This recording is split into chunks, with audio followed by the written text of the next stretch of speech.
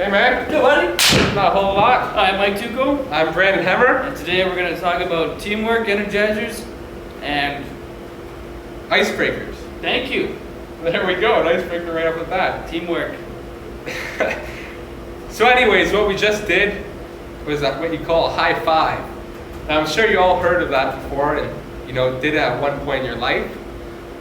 But it could be basically interpreted as all of the above that we're talking about. So icebreaker, energizer, or a team building exercise.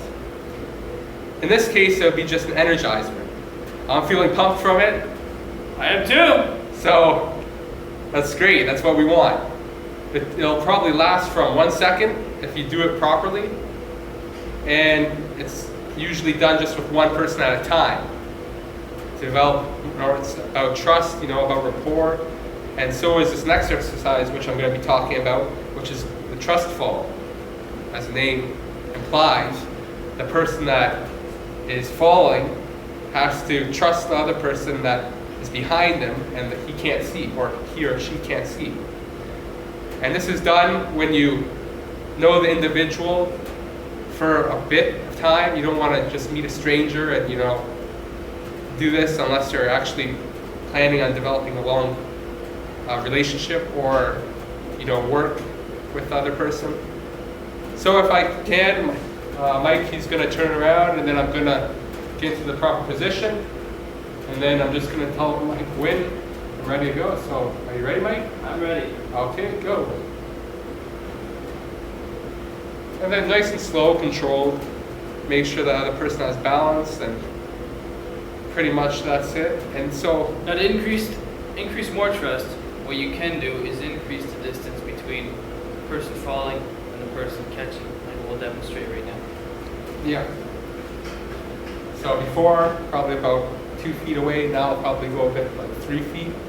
And it also depends on the individual,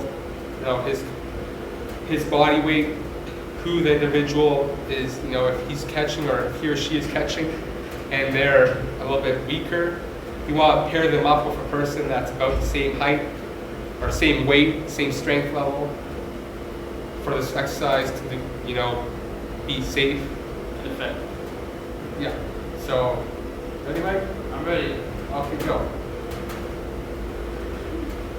And See, now if I didn't trust Good. Brandon right there, I wouldn't have increased my distance because as I was falling, I didn't know if he'd catch me or not, but when he did, kind of reminded myself that yes, I do trust him, and yes, he would catch me. And so that's what I mean by how if you never met the person before, you wouldn't want to do that because, no one would.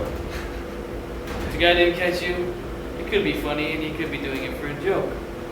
But you could also, wind up in court too. So You could. So anyways, the purpose of this activity is basically what the name implies, trustful.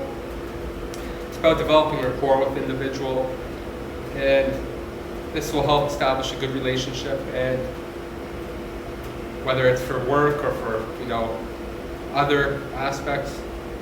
This exercise is good for a one-on-one, but if you get more people, say 5 or 10, then everyone's going to have a better time with it. It could have even used up to like 50 people, let's say.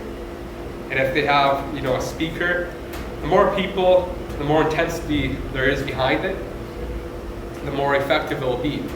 So, And the more fun you'll have. exactly. But there's also that social aspect there. If you see one person doing something, they're having fun doing it, you're more likely to try it and put yourself out there. And that will develop more trust, and it'll be great. Okay, so that's it for today, and Thank you for listening. have a good one.